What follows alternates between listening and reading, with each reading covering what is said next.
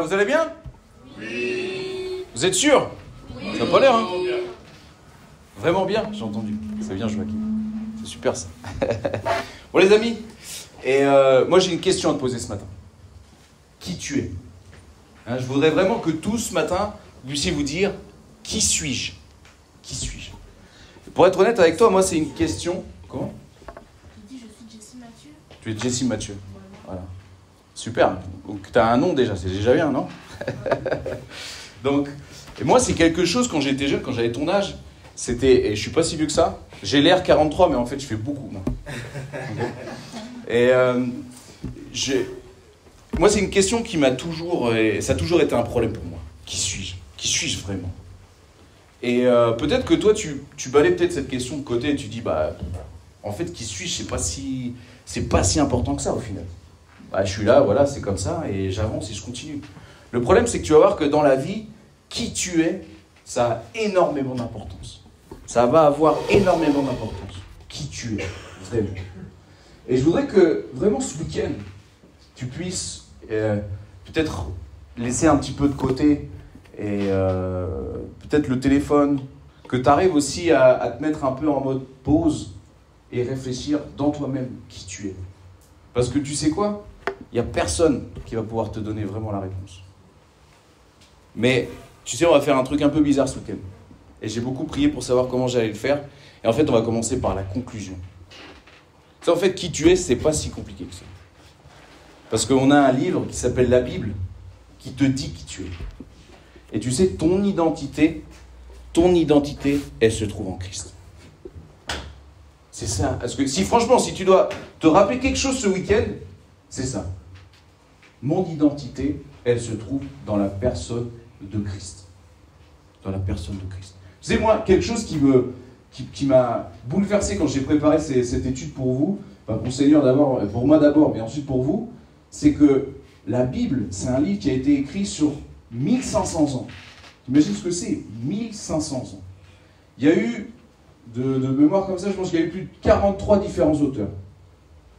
De ces 43 différents auteurs, il y a eu des philosophes, il y a eu des généraux, il y a eu des rois, il y a eu des prophètes, il y a eu de toutes sortes de personnes.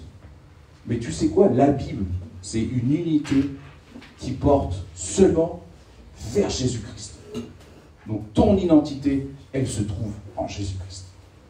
Et des fois, on veut compliquer les choses et on pense qu'il y a plusieurs vérités. Il y a une seule vérité, et cette vérité, elle se trouve dans la personne de Jésus-Christ. Mais on va continuer quand même à se poser la question, en tout cas, quelle perception tu as de toi-même? C'est quoi la perception que tu as sur toi? Donc là, j'ai entendu déjà, quelqu'un a dit, moi, voilà, mon identité, déjà, c'est mon nom. Et c'est vrai, la première chose que tu as, c'est que tu nais. Tu nais bien quelque part. Donc ton identité, elle est aussi faite par là où tu nais.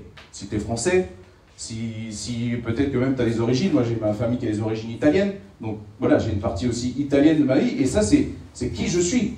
Et qu'est-ce qui t'influence encore? Donnez-moi des... Et on va participer ce week-end, donc il faut que vous m'aidiez. Ok? Qu'est-ce qui t'influence? T'es né, ta famille, après c'est quoi? Enfin, d'où tu viens, qu'est-ce qui t'influence le plus? Les actions qu'on fait. Comment? Les actions qu'on fait. Les actions, donc les expériences de vie, ouais, ça c'est vrai. Mais avant ça, quand t'es petit? Les amis, mais ça c'est encore un petit peu plus après. Mais quand t'es chez toi, qui c'est qui t'influence? Les parents.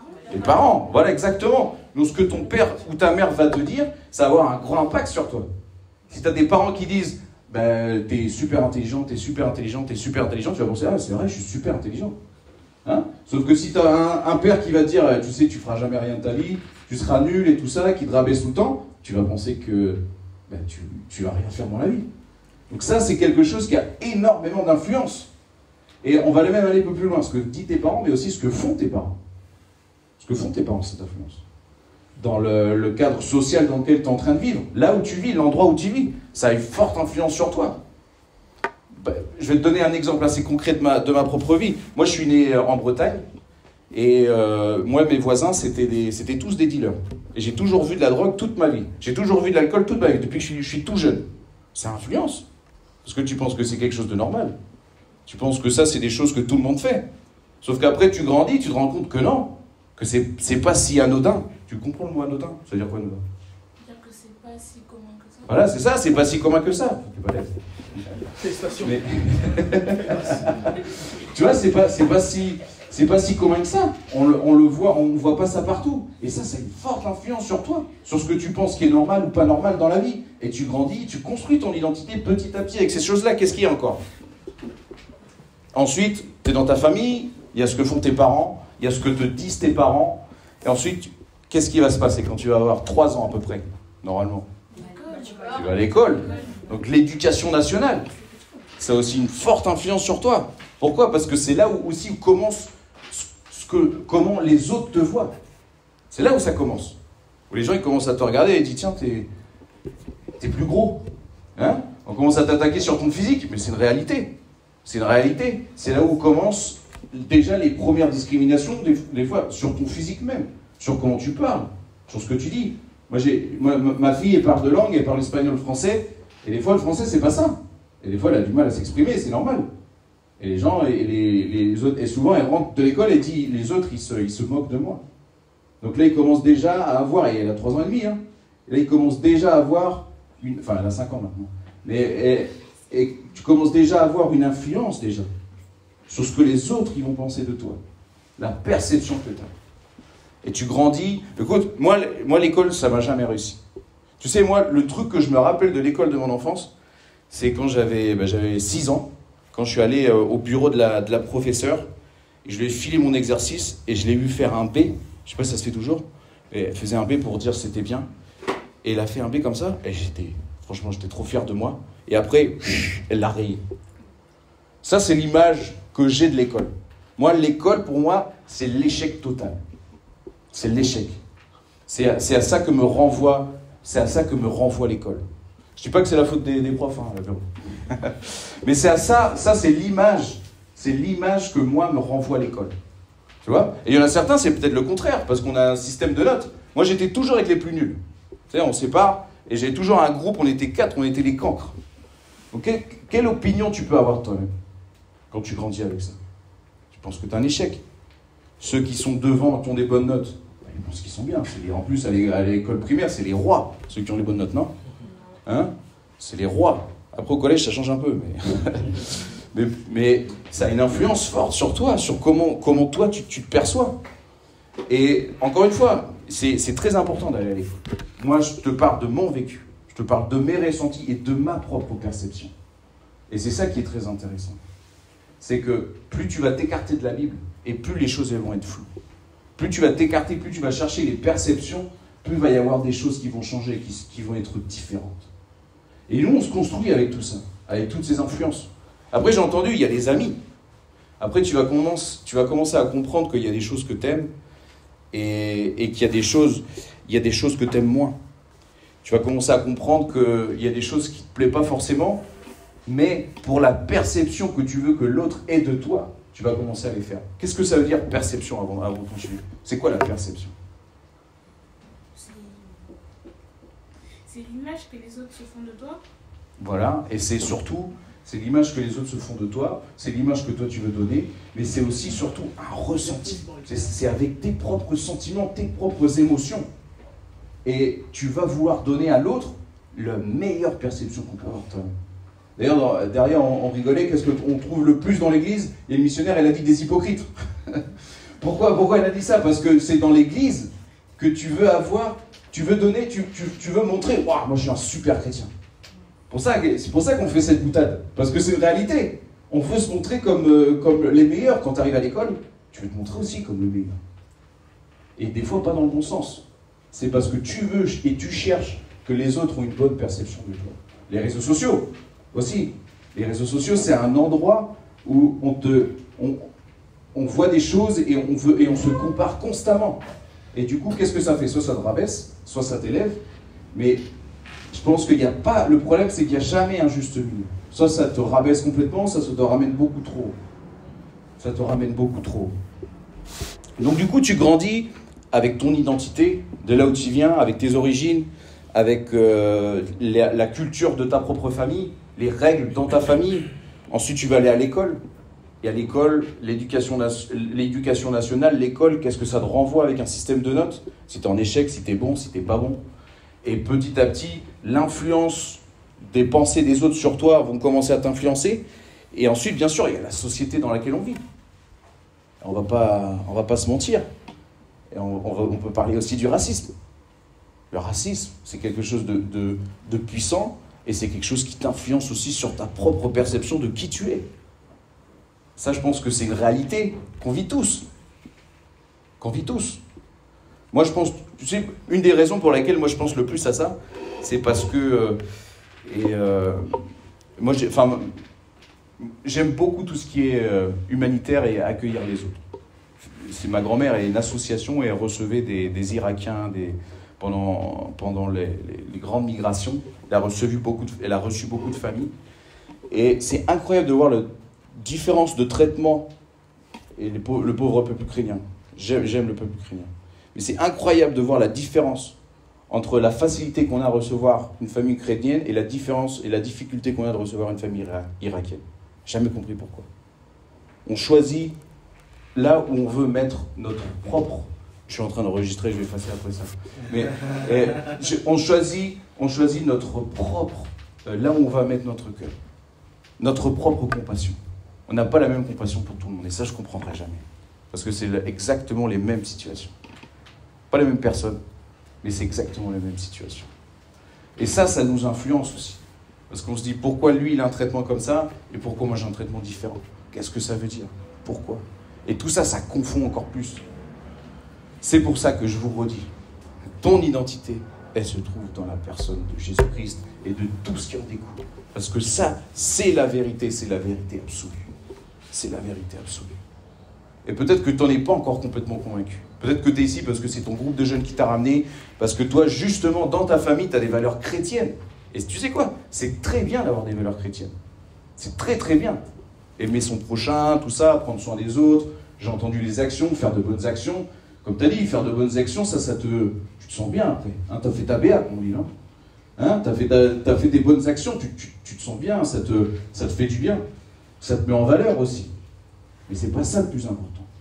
Et c'est pas ça sur quoi tu dois fonder ton identité.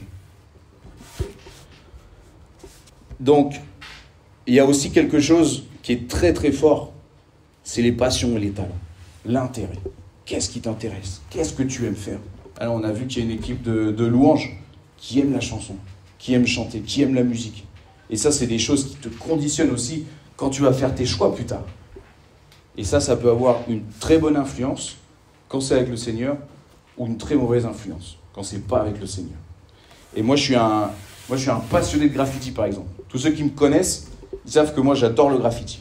Et j'en fais depuis que j'ai 16 ans. J'ai que 20 ans. Et j'en fais depuis que j'ai 16 ans, du graffiti. C'est un truc moi, je suis un ado enfin, pas un ado, mais bon, je suis un enfant des années 90, et le graffiti, c'était en plein boom. C'était le truc que tout le monde faisait, que tout le monde voulait faire. Et j'ai grandi avec ça. Moi, je me rappellerai toujours la première fois que je chopais des bombes, que j'ai peint. Moi, je t'ai parlé de mon échec scolaire. Pour moi, les cours, c'était du graffiti. J'allais avec une feuille, un crayon, et j'écrivais. Est-ce que c'est bien? Non, j'ai perdu mes études. Ensuite, je suis allé peindre sous les ponts aussi. Donc, j'ai glissé, je suis tombé, je me suis fait dénoncer. Donc, ça a eu une très forte influence sur moi, qui m'ont ensuite amené, parce que c'était pas contrôlé par le Seigneur, qui m'ont amené aussi à avoir des soucis. Et à perdre beaucoup de choses.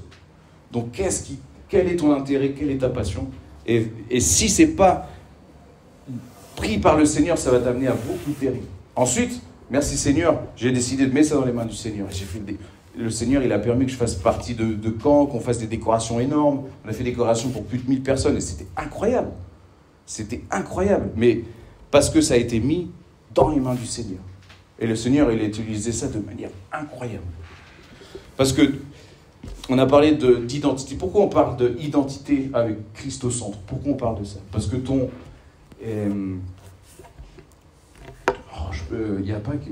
Tu entrega, comment est-ce? Entrega.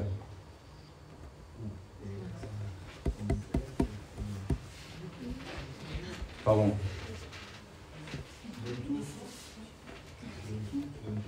Tu donnes tout, et voilà, c'est ça, mais pour le Seigneur, il faut que tu donnes tout. Elle doit être totale. Totale. Tu sais, moi, il y a quelque chose qui m'a bouleversé il y a longtemps, c'est que je me suis rendu compte que ce que moi je donnais au Seigneur, c'était pas total. C'était pas tout. Oui, je donnais mon temps. Je suis missionnaire. Oui, je donnais mon temps. Oui, des fois je donne même mon argent. Et je donnais... qu'est-ce que je donne encore? Et beaucoup de choses. Ma famille aussi. Mais c'est pas tout. C'était pas tout en moi. Elle n'était pas totale. Il y avait des choses encore qui échappent. Elle sera totale seulement quand je serai dans sa présence. Mais ça, c'est des réflexions très importantes. Pourquoi? Parce que toutes ces influences de ce monde vont t'éloigner de ce qui est Christ. Et c'est ça qui est très important. À quoi tu t'intéresses? Je sens que je vous perds là. Je ne sais pas pourquoi, mais... Donc, quelles sont tes passions? Quels sont tes intérêts? Et il me reste que 5 minutes, non? Bon, on va faire quoi? Mais il y a un gros problème, les amis, de pourquoi tu ne peux pas te faire confiance en toi et pourquoi non plus tu peux pas faire confiance dans les autres. Tu sais ce que c'est le grand problème? Un des grands dangers de l'être humain, c'est son propre cœur. Jérémie 17,9 nous dit « Le cœur est tortueux par-dessus tout et il est méchant. Qui peut le connaître ?» Ce verset, il nous met en garde contre notre nature pécheresse, de ce cœur humain. Il souligne sa proportion, justement, cette envie toujours de s'éloigner du Seigneur. Proverbe 4, 23 va nous dire « Garde ton cœur plus que toute autre chose, car de lui viennent les sources de la vie. » L'importance de protéger son cœur, l'importance de protéger tes sentiments. Qu'est-ce que tu penses? Pourquoi tu penses comme ça? Pourquoi tu ressens ça? Pourquoi tu es en colère? Pourquoi tu aimes? Pourquoi tu n'aimes pas? Pourquoi ça te provoque de la haine? Tout ça, c'est des choses qui sont importantes et qu'il faut toujours... il faut se remettre en question parce que ton cœur humain, c'est un danger. Proverbe 6, 14. La perversité est dans son cœur. Il médite le mal en tout temps. Il sème les querelles. Fou ça, hein? C'est fort ce verset. Donc comment je peux m'appuyer sur mes propres ressentis si mon cœur il est dans cet état-là? Un proverbe 28-26 va dire aussi encore plus quelque chose de très intéressant, mais il dit « Celui qui se fie à son propre cœur est un insensé, mais celui qui marche dans la sagesse sera sauvé. » La sagesse du Seigneur. Et on va parler de ça après. Jérémie 17-10 « Je sonde le cœur, j'éprouve les reins, pour rendre à chacun selon ses voies, selon le fruit de ses œuvres. » Dieu, il connaît toutes les intentions de ton cœur. On parlait des hypocrites tout à l'heure. Mais le Seigneur, il voit directement à l'intérieur de ton cœur. Et le deuxième souci qu'on a, c'est notre propre intelligence. Est-ce que tu penses que tu es intelligent? Moi, j'ai pas fait partie. Mes parents ne disaient pas que j'étais intelligent, mais ils avaient peut-être raison. Mais en tout cas, moi, j'ai pas eu ce souci-là. Ok? Mais ta propre intelligence. Écoute ça encore. Ésaïe 5, 21. Malheur à ceux qui sont sages à leurs propres yeux et qui se croient intelligents. Malheur à ceux qui se pensent, qui croient être sages. 1 Corinthiens 3, 18, 19. Que personne ne s'abuse lui-même. Si quelqu'un parmi vous pense à être sage selon ce siècle, qu'il devienne fou afin de devenir sage. Car la sagesse de ce monde est une folie devant Dieu. Ces versets-là, ils nous rappellent. Qu'est-ce qu'ils nous rappellent? Nos limites humaines. On est limité, les amis. On est limité. On est limité sur penser sur les autres et surtout pour penser sur soi-même. On va finir dans la prière. Et encore une fois, prenez, on a quoi? Il est midi, il nous reste quoi? Une journée jusqu'à demain. Ok? Ça fait quoi? Allez, 23 heures. Pendant 23 heures, concentre-toi sur qui tu es. Évalue ta vie. Peu importe ton âge. Évalue-toi par rapport à Christ. On va prier. Seigneur, merci pour ton amour, merci pour ta grâce, merci pour ta miséricorde que tu nous donnes jour après jour, Seigneur. Merci parce que tu nous as tout donné, Seigneur. Et tu nous as montré que on doit se donner totalement, Seigneur, à toi. Que vraiment ta vérité, Seigneur, puisse toucher nos cœurs et nous montrer sur ce que nous devons changer, Seigneur. Merci pour la personnalité que tu m'as donnée. Merci pour les défauts que tu m'as donnés, Seigneur, parce qu'ils t'appartiennent. Merci pour les qualités que tu m'as données, Seigneur, et les dons et les talents que tu m'as donnés. Seigneur, que tout ça puisse être mis devant toi, Seigneur, et utilisé pour toi, Seigneur. Merci encore pour le trône de ta grâce, Seigneur. Et je veux te remettre qui je suis, et que ce week-end, moi aussi, je puisse m'évaluer devant toi, Seigneur, à comprendre ce que tu m'as donné, et à toujours m'approcher un petit peu plus de ta sagesse. En tenant ton fils du Christ. Amen. Et quoi d'autre encore? Qu'il fallait suivre la sagesse et pas ses émotions, que la sagesse de ce monde était folie devant Dieu. Exactement, donc il ne fallait pas suivre, il ne faut pas que nous suivions sa propre sagesse. Mais écoute, on a chanté un chant, j'ai pris une photo pour me rappeler les paroles, et ça disait, écoute ça dit que je t'ouvre mon cœur, que je te vois Seigneur. Quand je t'ouvre mon cœur, je te vois Seigneur. Quand je t'ouvre mon cœur, je t'entends me parler. Et ta loi dans mon cœur toujours demeure, et ta vie à chaque heure coule comme un torrent. Wow. Ça c'est profond ça. Hein? Et c'est sûr que le cœur de l'homme, il peut être dangereux. Et quand j'ouvre mon cœur, et que ce chant-là, ce chapitre, enfin, cette strophe, c'est une réalité dans ma vie, on va le relire encore ensemble. Et quand je t'ouvre mon cœur, je te vois Seigneur. Quand je t'ouvre mon cœur, je t'entends me parler, et ta loi dans mon cœur toujours demeure, et ta vie à chaque heure coule comme un torrent. Et ça, c'est magnifique. Et ça, quand tout à l'heure on parlait, quand je cherchais mon mot là de entrega, qui est engagement, quand je m'engage pleinement avec le Seigneur, ça c'est une réalité dans ma vie. Écoute, moi, il y a un personnage dans la Bible que j'aime énormément, et c'est Moïse. J'aime beaucoup le personnage de Moïse. Pour moi, c'est un de mes préférés leaders de la Bible. Qui c'est qui pourrait me faire le pitch de la vie de Moïse? Joachim. Déjà, la période auquel il est, le roi, il décide de tuer tous les nourrissons jusqu'à 3 ans, à cause d'une prophétie. Le pharaon, et du coup, la famille de Moïse, elle le met dans un berceau, elle le jette dans le Nil pour espérer le sauver. Ouais. Il y a la princesse, la fille du pharaon, qui le recueille et qui décide de l'adopter. Et il y a la sœur de Moïse qui est là et qui lui dit qu'elle connaît une nourrice qui est en fait sa mère pour pouvoir s'occuper de lui. Donc il grandit dans le palais du pharaon, il devient lui-même un espèce de maître. Et un jour, il se balade et il voit un lieutenant de l'armée qui fouette un juif, parce que les juifs étaient exploités à cette époque. Les Hébreux, oui. Les Hébreux, ça marche.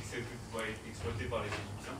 Et donc, il voit cette injustice et il écoute son cœur justement et du tac au tac, il tue le lieutenant. Et donc, il est poursuivi par l'armée du pharaon, il s'enfuit. Il erre, donc il y a l'épisode du cul, mais on va pas ça vous savez. Il erre dans le désert tranquille et il voit un buisson en feu. Donc il se dit qu'est-ce qui se passe? Donc il s'approche. Et là, Écoutez. Le buisson il commence à lui parler, donc déjà. Donc voilà. Donc il lui dit, le buisson il lui dit voilà, prosterne-toi car je suis ton Dieu. C'est pas le buisson qui lui a parlé, mais c'est pas grave, continue. Dieu lui parle. Voilà, Dieu lui parle. Dieu lui parle. Donc il dit de se prosterner, d'enlever ses sandales. Et il lui dit que va sauver mon peuple hébreu qui est exploité. Et lui il comprend pas parce qu'il est bègue et il pense que personne va aller. On va nickel, on va s'arrêter là. Donc, c'était super. Et bravo Maï, on va vous l'applaudir. Parce que, franchement, j'ai demandé plusieurs fois qu'on pige l'histoire de Moïse. Franchement, c'était assez calé, il y avait pas mal de détails. T'es bon, hein. Je vais te prendre pour... tu vas me suivre partout.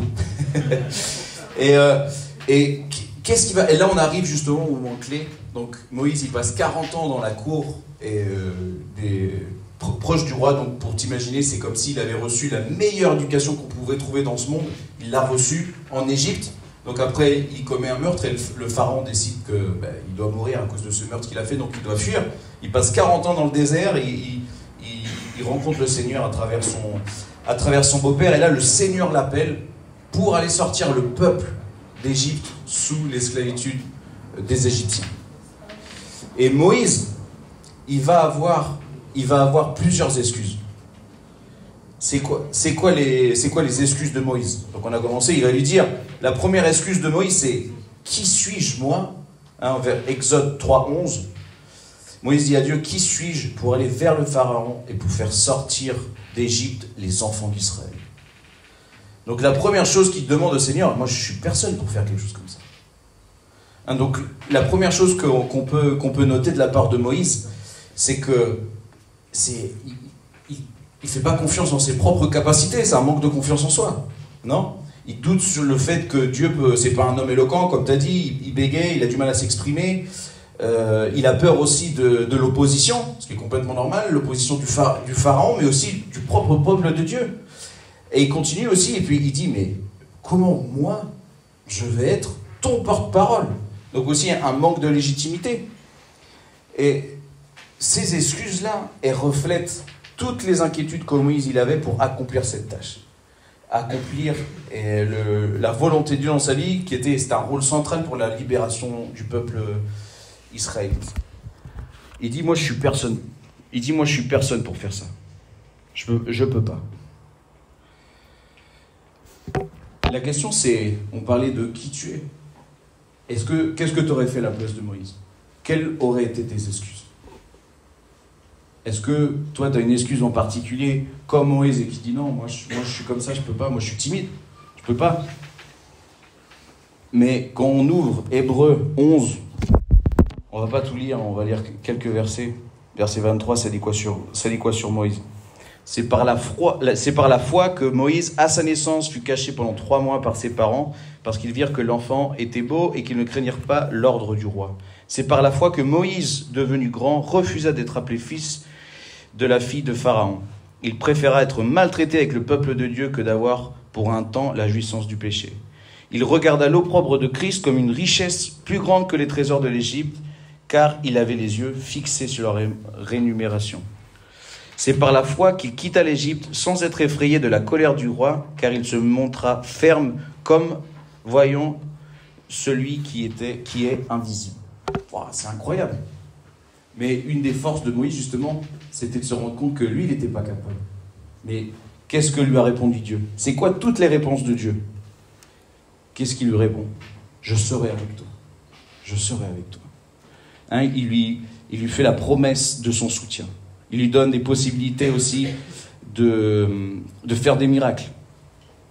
Donc qu'est-ce qui fait la différence dans ma vie? Ce qui fait la différence dans ma vie, c'est la présence de Dieu. C'est la présence de Dieu. Ce qui transforme ma vie, c'est la présence de Dieu. Et encore une fois, et cette strophe qu'on a chantée m'a beaucoup marqué. Si tu ouvres ton cœur au Seigneur, complètement, et que tu fais plus confiance à tes propres capacités. Des fois, c'est vrai, on est comme Moïse, on n'a pas confiance en lui. Mais si je mets tout et je m'engage à 100% avec le Seigneur, il va faire des choses incroyables. Moïse, il faut s'imaginer qu'on parlait de 2 millions de personnes à déplacer, qui étaient sous une force militaire que les pharaons avaient qui était énorme. Et Moïse, il a décidé de faire confiance au Seigneur. Quelle est notre décision aujourd'hui? Quelle est notre décision aujourd'hui? Et on va lire un verset qui, pour moi, qui est clé aussi dans notre identité. On va lire Romains 12, 2. Qui c'est qui peut lire Romains 12, 2 pour nous? Tu veux lire? Oui. Vas-y. Lève-toi comme ça va plus porter. Vas-y. Ne vous conformez pas au siècle présent, mais soyez transformés par le renouvellement de l'intelligence, afin que vous discerniez quelle est la volonté de Dieu, ce qui est bon, agréable et parfait. Voilà, on va relire. Romains 12, 2. Ne vous conformez pas au siècle présent, mais soyez transformés par le renouvellement de l'intelligence, afin que vous discerniez quelle est la volonté de Dieu, ce qui est bon, agréable et parfait. Et qu'est-ce que toi tu comprends? Et Marie, tu pourrais m'afficher les questions? Oui, je les ai mis par contre. C'est très bien. La première question. Qu'est-ce que le siècle présent ou ce monde représente pour toi en tant qu'ado? C'est quoi pour toi? Quand on parle de ne pas se conformer au siècle présent, qu'est-ce que ça veut dire? Les normes de ce monde, enfin les habitudes qu'ont certains de ce monde qui ne sont pas forcément les meilleures. D'accord, mais c'est quoi? Quoi comme habitude par exemple? Quoi comme habitude? Je sais pas, par exemple le mensonge ou... Mentir. Dans ce monde, on a une tendance très facile à mentir. C'est ça que tu veux dire? Par exemple. Ok. Non, tu veux dire quelque chose? Quelqu'un d'autre? Vas-y. Fumer. Fumer, ok. L'hypocrisie.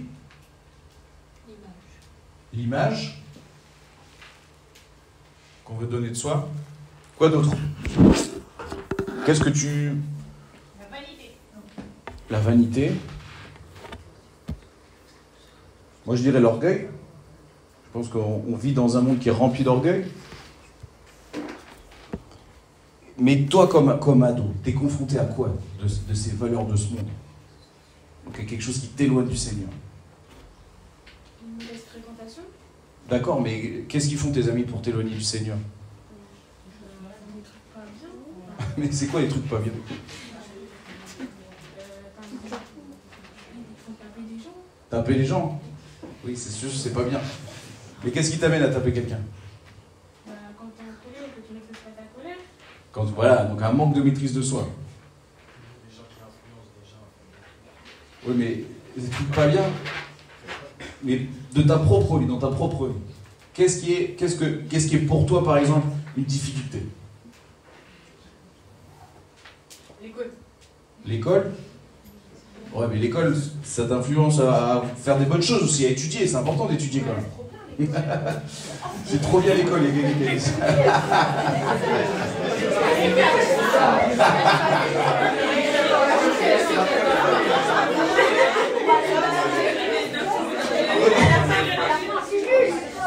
Non, ça c'est nul l'école. Mais non, c'est très bien l'école. Ça, c'est pas un bon exemple.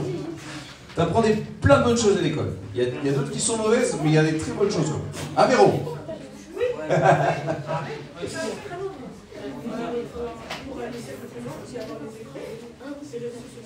Les réseaux sociaux, voilà. Ça, c'est une très forte influence dans, dans ta vie d'adolescent.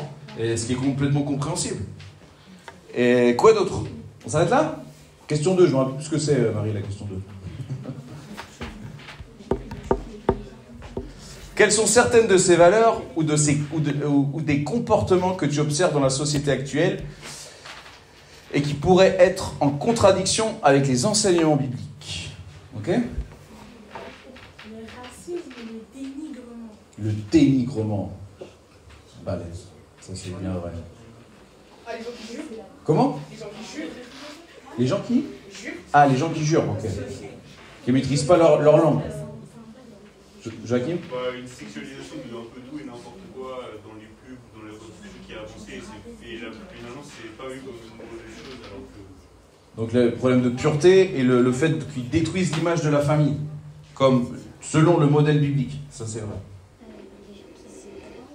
Les gens qui se droguent, donc ils manquent de maîtrise de soi aussi qui affectent leur corps et qui créent des dépendances. Ça, c'est vrai. Quelqu'un d'autre? La moquerie. La moquerie. Le harcèlement. Le harcèlement. Ah, il y a plein de choses. Il y a plein de choses. Et comment toi tu... Vas-y, passe la question 3, parce qu'on avance. Qu'est-ce que cela signifie de ne pas se conformer à ce siècle? Comment pourrais-tu appliquer cela dans ta propre vie? Ça, c'est balèze. Donc on parle du harcèlement, par exemple. Qu'est-ce que tu fais quand ça se passe? Vas-y. Oui, toi. Quand quelqu'un est harcelé, c'est parce que tu développes un quantité d'arrêter. Sinon, tu défends la personne. Tu défends la personne. Donc tu montres une différence grâce à ça. Tu sais, le plus important, moi je pense, dans toutes ces contradictions que tu peux rencontrer, je pense qu'il y a quand même une chose qui est clé. C'est de savoir que souvent c'est des personnes qui ont besoin d'amour et ils ont besoin de voir Jésus-Christ. Et peut-être que toi, tu seras le seul chrétien qu'ils vont croiser. Tu vois? On parlait de taper, on parlait de tous ces comportements. Ce qui est sûr, c'est que si toi, tu as ce cœur pour montrer Jésus-Christ, que ce soit la victime du harcèlement par exemple, ou ceux qui harcèlent, tu vas marquer la différence. Ça, c'est sûr. Par ton comportement, on a parlé des gros mots. Si par exemple, toi, tu dis pas de gros mots, rien que ça, c'est une différence.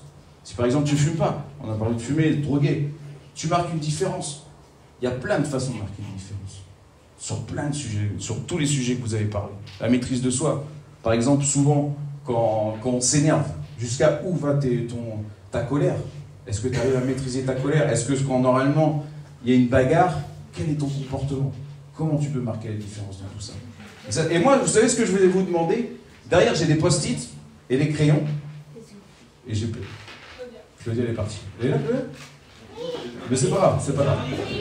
C'est Anthony. Oh, j'aurais préféré Claudia, mais c'est pas grave. C'est pas faux, je me venge, c'est pas faux. C'est pas les valeurs bibliques, ça. Ça fait un partout. Non, je rigole. Alors, on va juste faire des petits groupes là où vous êtes assis. Et vous allez, vous voyez, là, on a une belle carte du monde. Bonne. On a une carte du monde. Et l'idée, en fait, c'est de venir coller les valeurs du monde et de coller aussi les valeurs de Dieu. Ok? Les valeurs bibliques. Ok? Je suis en train de peaufiner en même temps. Tu vas faire, sur un post-it, tu vas écrire une valeur du monde versus une valeur de Dieu. Ok? Qui vient contrebalancer. Donc par exemple, la haine, toi tu vas parler d'amour. Ok? Ça marche? C'est compréhensible ou pas?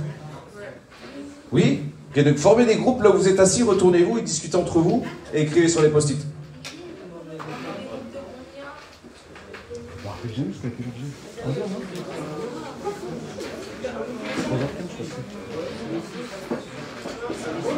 Ouais, c'est ça, c'est 3h30.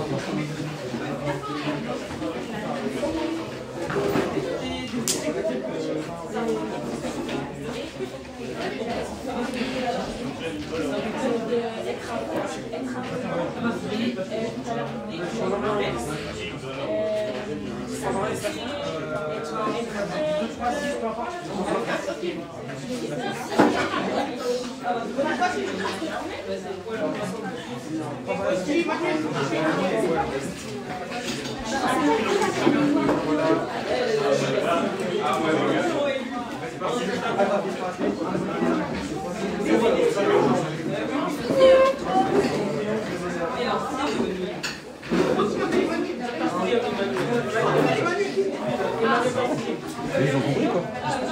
Non, l'idée c'est écrit sur un post-it. T'écris haine, par exemple, ça c'est la valeur du monde, et valeur de Dieu, l'amour. Sur le départ, je vous ai. Ouais, voilà, ils écrivent sur un post-it comme ça, ils réfléchissent à la réponse qu'ils peuvent apporter. Chaque post-it, c'est une valeur, c'est ça? Voilà, c'est ça. Donc ils peuvent en mettre plusieurs. Deux valeurs. Oui, deux valeurs. Deux valeurs. Enfin, une valeur du monde et une valeur en sachant du qu'ils monde. peuvent en mettre plusieurs s'ils veulent. Oui, voilà, c'est ça. En fait, c'est une valeur du monde, un enseignement biblique.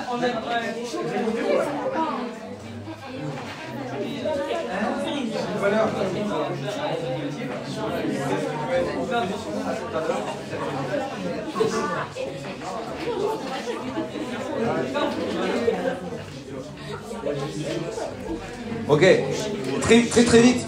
Juste ce qui est important, oui, juste ce qui est très important, c'est, les amis, dans ce monde, vous ne pouvez pas me faire croire que vous n'avez pas des luttes avec quelque chose. Il y a forcément des choses de ce monde qui t'attirent. Sinon, personne ne les ferait. Faut pas se mentir. Donc, réfléchissez-vous, examinez-vous. Quelle est cette valeur et comment tu peux la mettre en opposition avec un enseignement. Ok ?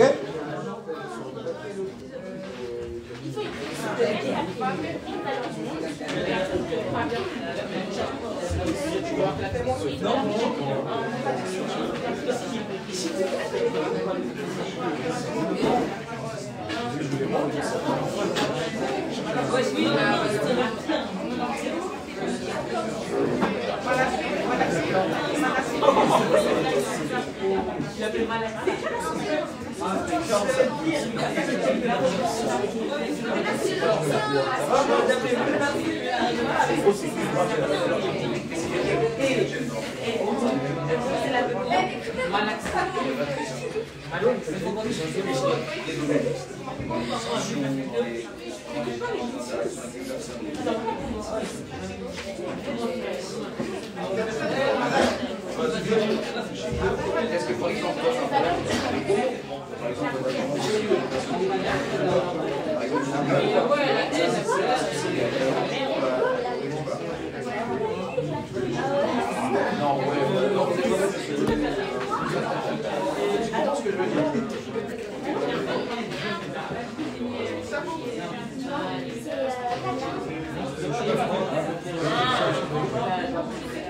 Faisons plus, hein, fais beaucoup.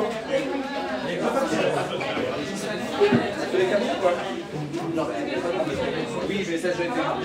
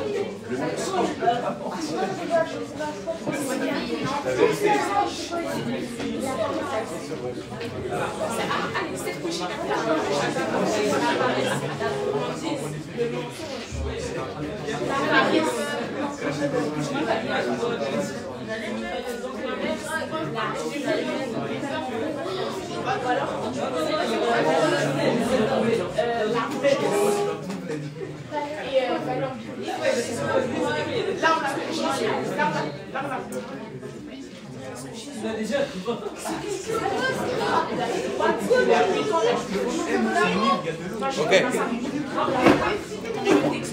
Ouais. Je suis désolé, Marie.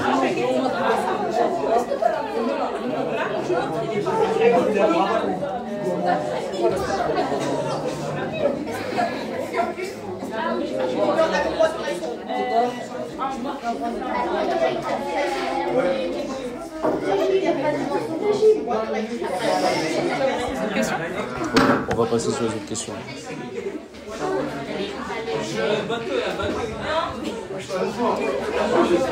Ok les amis, c'est bon? J'ai vu plein de bonnes choses. J'ai vu qu'il y en a, ils se sont pas trop foulés quand même. Hein. Honnête, malhonnête, on aurait pu trouver un peu mieux. Mais c'est pas grave, c'est validé.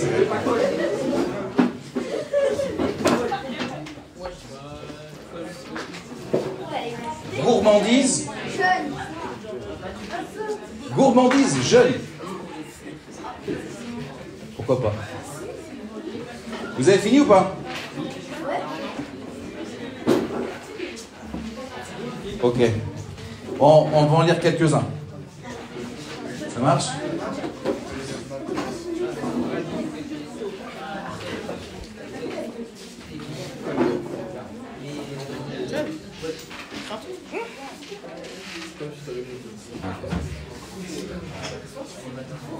Ok. Il y en a un que j'ai envie de parler en particulier que j'ai vu, qui m'a assez plu. C'est... Alors le mot est revenu plus souvent, c'est la paix.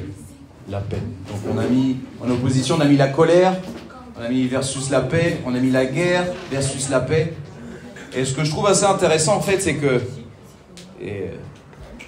la paix, c'est quelque chose qui manque dans ce monde. je pense que c'est un des plus gros soucis. C'est qu'on n'est pas capable d'être en paix de manière mondiale et on fait la guerre aux uns et aux autres pour des raisons différentes, pour plein de différentes raisons. Mais surtout, on fait la guerre aux autres parce qu'on n'a pas la paix dans notre propre cœur, que ça, seul Jésus-Christ peut nous donner. Seul Jésus-Christ peut te donner la paix qui va transformer ta vie. Et si ça transforme ta vie, ça transformera aussi dans le monde dans lequel tu es. Et la question aujourd'hui, c'est que est-ce que tu as la paix par rapport à qui tu es? Est-ce que tu es complètement en paix avec ça? Est-ce que vraiment tu te sens bien? Est-ce que tu ressens cette paix que seul le Seigneur peut donner? Et en fait, quand on regarde un peu tout ça, je suis assez content de ce que j'ai vu, moquerie, bienveillance. Si tu peux être bienveillant, c'est parce que d'abord Jésus-Christ il est dans ton cœur. Et que d'abord tu peux transmettre ça, cet amour que seulement lui peut donner. On va continuer avec nos questions. Et la 4e question, c'est en quoi le renouvellement de l'intelligence est-il important dans notre relation avec Dieu? Qu'est-ce que tu penses, Joachim? Je pense que même si on devient de plus en plus intelligent et que, Écoutez les gars. Écoutez. entre guillemets, on est de plus en plus dans le confort, et certaines personnes pourraient penser que du coup on n'a plus besoin de Dieu, mais justement il ne faut pas penser ça. Dieu c'est vraiment c'est la base. C'est la base. Faut pas l'oublier. Amen. Moi, je pense que parce qu'avec Dieu, on a une nouvelle façon de penser, une nouvelle manière de penser, de voir les choses. Ça va que le renouvellement il est important dans notre relation de Dieu. Parce que dès qu'on a ce renouvellement-là, tout va avec. Exactement. Parce qu'il y a quelque chose qu'on n'a pas trop forcément mentionné. Au début du verset, ça disait ne pas se conformer. Se conformer, quand il dit ça, se conformer, ça veut être exactement la même chose que perception. Ça veut dire montrer quelque chose qu'à l'intérieur tu n'es pas. Et ce que tu as dit, c'est très juste. Quand je lis la Bible, quand je lis la vérité, la parole de Dieu, ça me transforme à l'intérieur. Sauf que des fois, ce qui me transforme à l'intérieur ne se voit pas forcément à l'extérieur. Et cette nouvelle manière de penser, cette nouvelle manière de se comporter par rapport aux choses que tu observes dans le monde, se le fait seulement parce que tu passes du temps dans la parole de Dieu et que Dieu vient renouveler ton intelligence. Dieu, il vient te changer, il te change complètement la perspective. Et tu sais, moi, ce que j'ai trouvé incroyable dans la Bible, c'est ça. C'est cette perspective incroyable que le Seigneur il nous donne, cette vision que le Seigneur il est capable de nous donner. Et ce monde, il est rempli de mauvaises valeurs. Mais le Seigneur, il nous a donné plein d'enseignements bibliques pour marquer la différence. Tu peux marquer la différence dans ton collège, dans ton lycée. Tu sais, moi, je ne peux pas. Mais toi, tu peux. Parce que toi, tu y es. Et c'est ça qui est incroyable. On continue, Marie? Verset 5, question 5. Comment est-ce que la transformation de notre pensée peut nous aider à mieux comprendre et à suivre la volonté de Dieu? Oh la vache. C'est pompeux, ça, comme question, hein, Marie.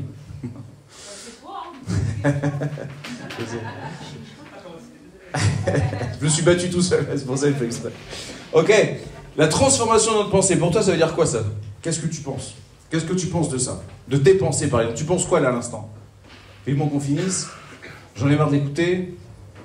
Qu'est-ce que tu penses quand tu vois les valeurs de ce monde? Qu'est-ce qui se passe en toi? Ça revient à la même chose qu'avec l'intelligence. Nos pensées doivent renouveler dans le Seigneur. Et on doit se concentrer sur le Seigneur. Hein? Et la deuxième partie de la question nous aide mieux à comprendre la volonté de Dieu. La volonté de Dieu, elle est bonne et agréable et parfaite. D'ailleurs, le verset, il finit comme ça.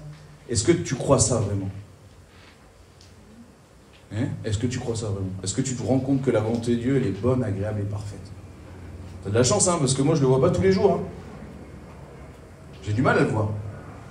Il faut être sincère. Des fois, c'est difficile de faire ce que le Seigneur nous demande. C'est pas si évident. Parce qu'on vit dans un monde, justement, qui va contre les enseignements bibliques. Et on a du mal à voir que la volonté de Dieu, elle est bonne, agréable et parfaite. Parce que des fois, on ne sent pas que c'est agréable. Mais pourtant, elle est parfaite. Et je ne sais pas si on va continuer les questions, on va peut-être arrêter là. Mais ce verset, ça doit être une réalité dans ta vie. Ce verset, ça doit être une réalité dans ta vie. Ça doit être quelque chose que tu dois réfléchir tous les jours. Qu'est-ce que le Seigneur il veut de toi aujourd'hui?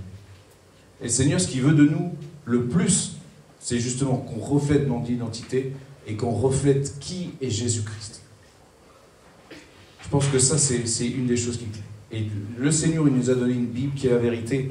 Et on a mentionné très très vite tout à l'heure, mais je vais juste te le mentionner encore, continuer avec l'unité de la Bible. Tu te rends compte que la Bible, elle a été écrite dans plein de différentes périodes. Plein de différentes périodes. Dans 3 continents différents, t'imagines ? En Asie, en Afrique et en Europe. Dans 3 langues différentes. Et la Bible, elle traite de tous les sujets, même les sujets les plus controversés de nos temps.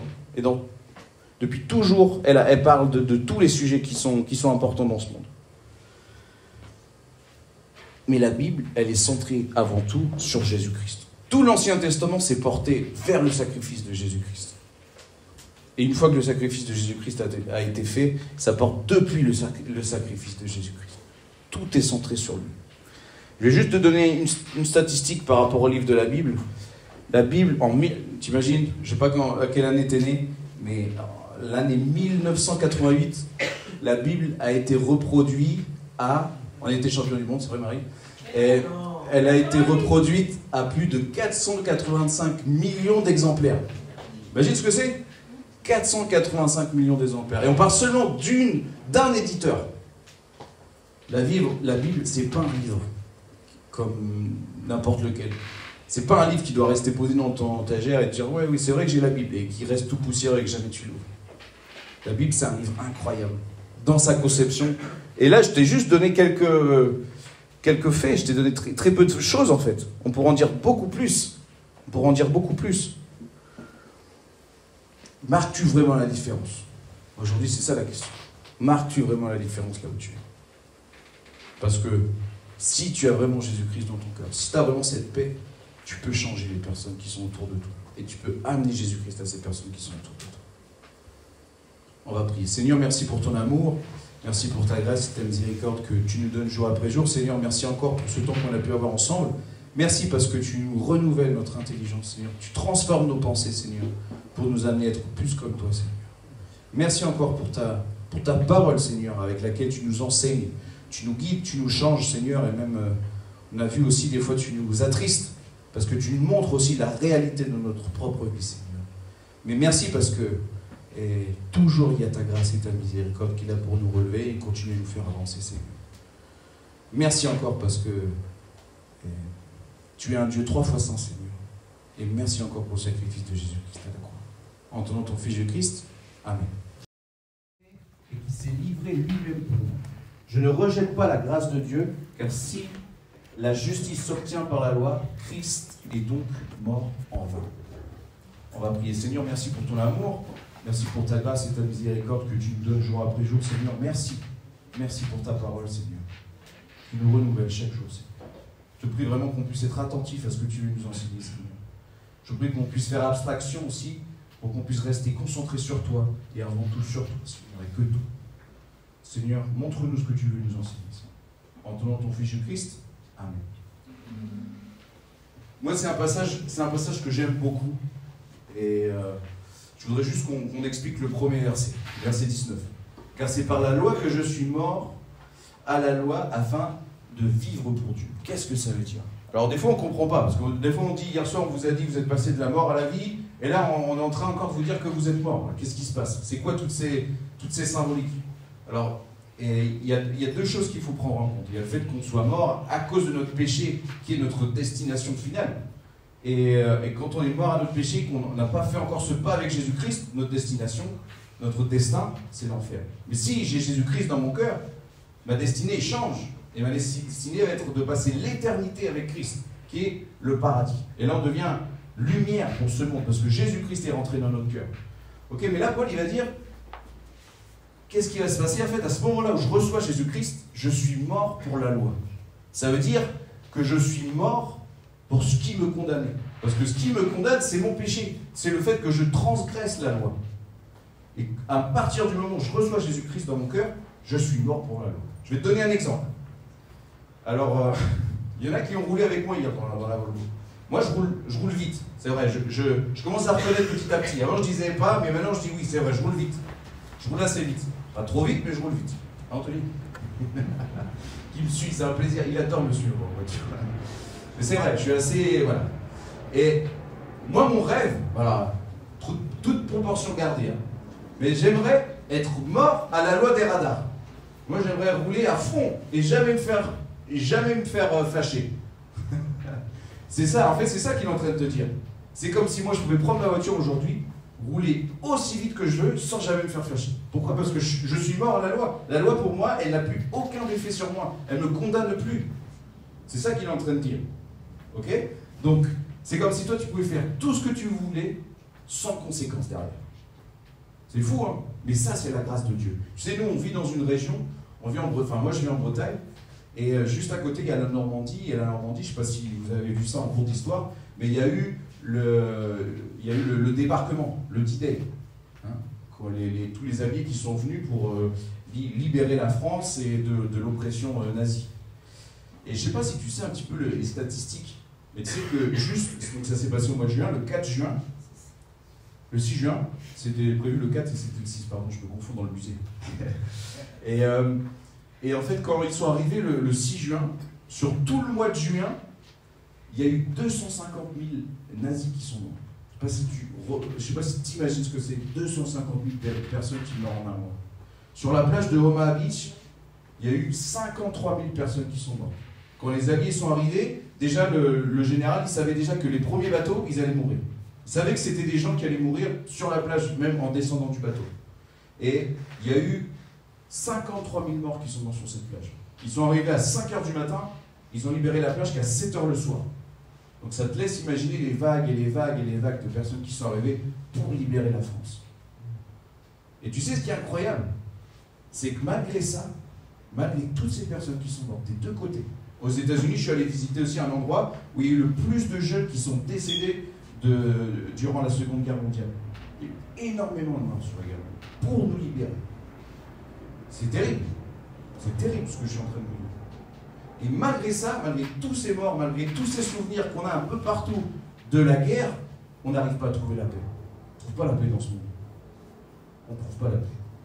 Parce que la paix, on la trouve seulement en Jésus-Christ. Et lui, il est mort seul pour l'humanité entière. Pour l'humanité entière. Une seule personne. Incroyable ce sacrifice.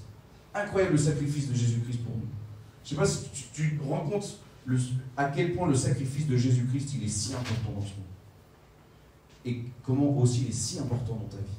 Parce que ce qui va sauver l'humanité, ce n'est pas les soldats, ce n'est pas des politiques, mais c'est Jésus-Christ. Et c'est ça qui va transformer notre cœur. C'est pour ça que notre mission, elle est importante de pouvoir amener Jésus-Christ à tes amis et aux personnes qui t'entourent. Donc, on revient. Donc, qu'est-ce que ça veut dire? Est-ce que ça veut dire que maintenant je peux faire ce que je veux, parce que de toute façon j'ai Jésus-Christ et je ne suis plus condamné? Est-ce que vous pensez que ça c'est une valeur biblique? Je pense que vous savez très bien que non. Et on va prendre, je vais vous lire rapidement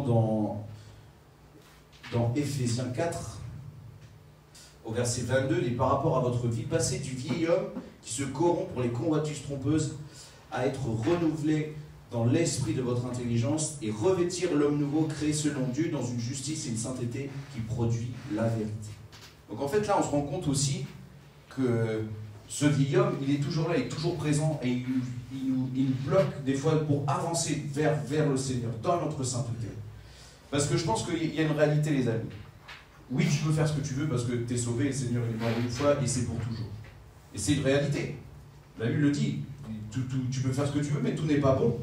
Mais le péché c'est quelque chose qui va toujours te frustrer, qui va toujours te rendre triste. Ça, c'est une réalité. Le péché, il va toujours t'amener beaucoup plus loin de ce que tu voulais aller. Il va te garder toujours beaucoup plus proche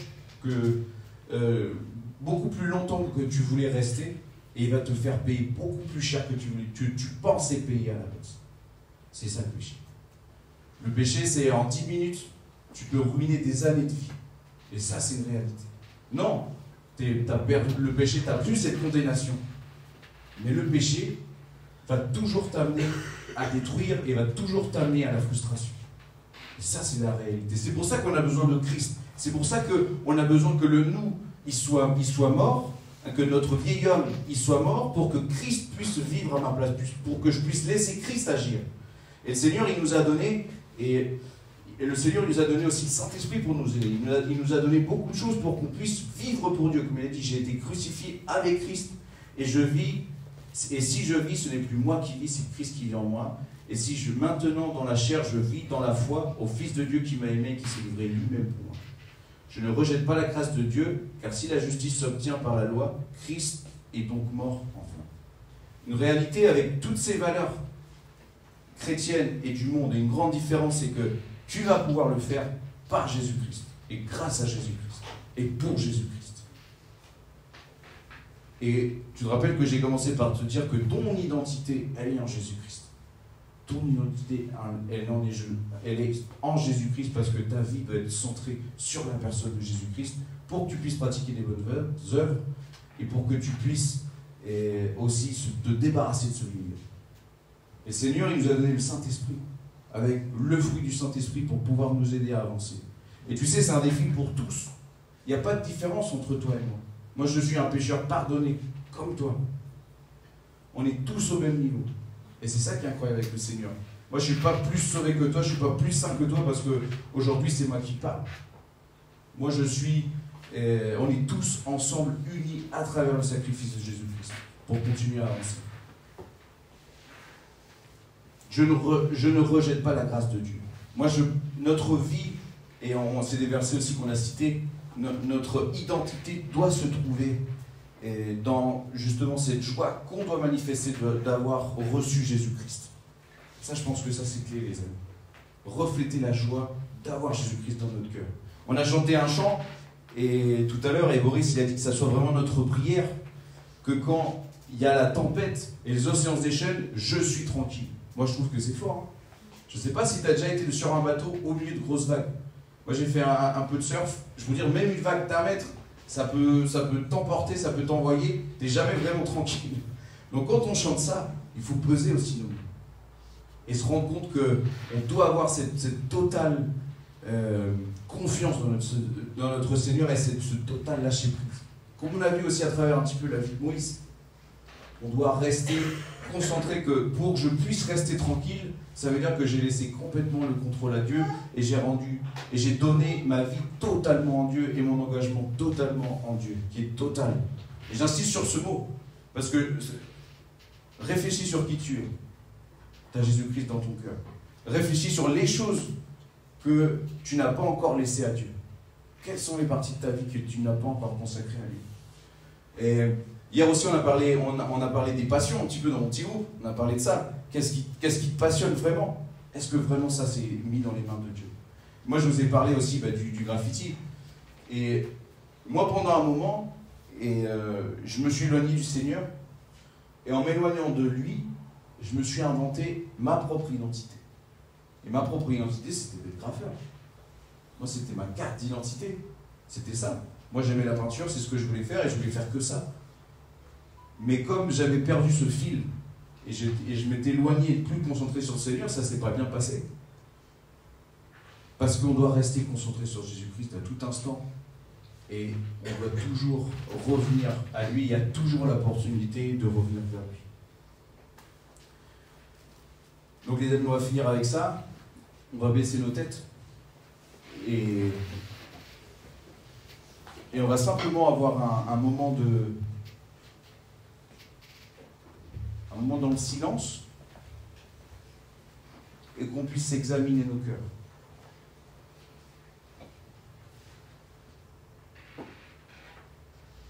Et Seigneur, tous ensemble, on veut reconnaître que tu nous as créés. On sait que si on est ici, c'est parce que tu l'as décidé et que tu as un plan merveilleux pour nos vies. Tous ensemble, Seigneur, unis à travers le sacrifice de Jésus-Christ. Examine-nous, Seigneur. Que tu puisses nous montrer ce que je dois changer pour encore plus te refléter, Seigneur. Continue de te refléter, Seigneur. Que ce vieil homme, Seigneur, qui est là, cette chair qui nous pousse à pécher, Seigneur, nos pensées aussi qui nous amènent dans la tentation, Seigneur. Que vraiment, on puisse prendre pleinement la compréhension et la joie de t'avoir dans nos cœurs, Seigneur. Cette grâce que tu nous as faite, Seigneur. Merci parce qu'en toi, je suis justifié, Seigneur. et qu'aujourd'hui on ne voit plus mon péché parce qu'il est couvert par ton sacrifice. Que cela ne soit pas une excuse pour prendre le mauvais chemin, Seigneur, mais que cela me pousse toujours plus à aller vers l'excellence pour toi. Seigneur. Mais encore une fois, Seigneur, que nos cœurs puissent être tournés vers toi, pour que je puisse me remettre en question et reconnaître les choses que je dois changer. Merci pour ces temps qu'on a pu avoir ensemble et qu'on a pu partager autour de la parole, Seigneur. Merci parce que même si je n'ai pas confiance en moi, Seigneur, je sais que je peux te faire pleinement confiance et avancer grâce à toi, Seigneur. Merci, Seigneur, parce que même si peut-être j'ai trop de confiance en moi, Seigneur, tu me rappelles dans ma faiblesse, Seigneur, que j'ai besoin de toi à chaque instant. Et aujourd'hui, on va finir tous ensemble ce temps de parole, Seigneur, dans la reconnaissance. Parce que tu nous as donné une journée de plus de vie pour pouvoir te rendre gloire, Seigneur. Et que tous ensemble, on puisse prendre cette décision que quoi ce que l'on fasse, on puisse le faire pour toi, pour ta gloire, Seigneur. Qu'on puisse se réjouir tous ensemble qu'on se retrouvera quand tu reviendras ou quand tu nous amèneras auprès de toi, Seigneur. Merci encore pour ce week-end qu'on a pu passer tous ensemble. Et que chacun aussi, de manière individuelle, on puisse s'examiner et passer du temps dans ta parole pour pouvoir te refléter et être pleinement dans ta volonté, Seigneur. Merci parce que plus je vais te désirer, plus je vais chercher à faire ta volonté, mes désirs vont être en accord avec les tiens, Seigneur. Merci parce que tu as déjà tout prévu. En tenant ton Fils Jésus-Christ. Amen. Amen.